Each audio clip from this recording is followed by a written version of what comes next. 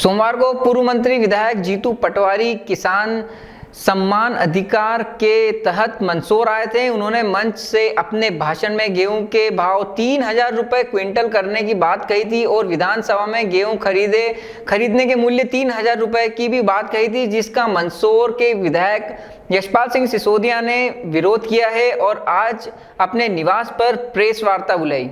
विधायक यशपाल सिंह सिसोदिया ने बताया कि जीतू पटवारी अपना झूठ का पुलिंदा लेकर मंदसौर आए और एक तय एजेंडे के तहत आए और उन्होंने जिस प्रकार से वक्तव्य दिए मैं उसको पूरी तरह से खारिज करता हूं, क्योंकि ऐसा कोई प्रस्ताव विधानसभा में रिकॉर्ड में नहीं है। और मैं तो उनको चुनौती देता हूं कि विधानसभा की एक एक कार्यवाही का विवरण आता है।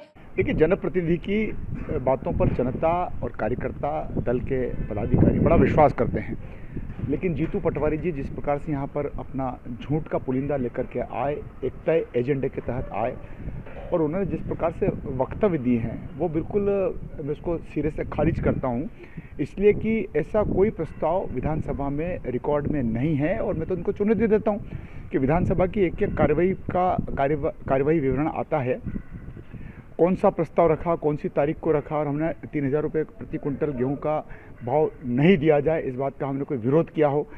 देखिए, जीतू पटवारी की आदत बन गई है, वो सुर्खियों में बना रहना चाहते हैं। मैं तो कह सकता हूं कि झूठों के अगर कोई बेताज बादशाह है तो वो जीतू पटवारी जी हैं। शायद इसीलिए उनकी इन्हीं व्यवहार के कारण से या उनकी इन आदत के कारण से उनको खामियाजा भी भुगतना पड़ता है।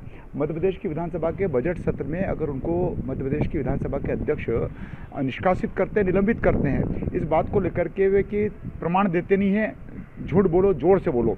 और तब जब विधानसभा का सत्र चल रहा था और उन्होंने शेर के बदले में लोमड़ी लाने की बात कही, शेर के बदले में चिपकली लाने की बात कही, मध्य प्रदेश की भारतीय जनता पार्टी के कार्यक्रमों का, भोपाल में आयोजनों का भुगतान मुख्यमंत्री शिवराज सिंह चौहान की सरकार ने किया है, ऐसा सब ये कागज़ लहरा लहरा के बताते हैं। लेकिन जब सदन में ये बात आई और सदन में जब उनसे दस्तावेज मांगे तो ये पीछे हो गए, तो उनको सदन ने कार्रवाई से बाहरी कर दिया, विधानसभा से बाहरी कर दिया।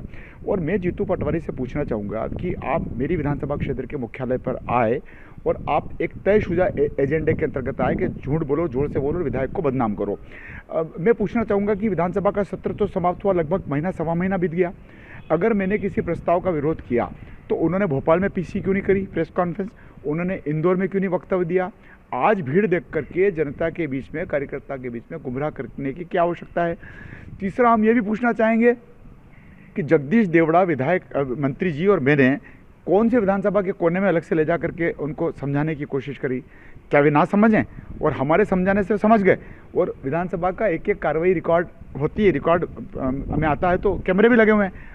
आप मुझे बता दें पूरा विजुअल कि मैंने और जगदीश देवड़ा जी ने दोनों ने उठ करके इस सारे घटनाक्रम में हमने जीतू पटवारी को समझाने की कोशिश करी है। अरे कोई प्रस्ताव ही नहीं है किसी प्रकार का कि 3,000 रुपये कुंटल का भाव गेहूं का किया जाए। अगर वो अपनी बात कर रहे हैं तो मैं उनके ज्ञान को भी मैं कहीं ना कहीं चिन्हित कर रहा हूँ कि क्या उच्च शिक्षा मंत्री के पद पर बैठ गए थे। ये ज्ञानी है कि अज्ञानी है? समर्थन मूल्य तय करता है भारत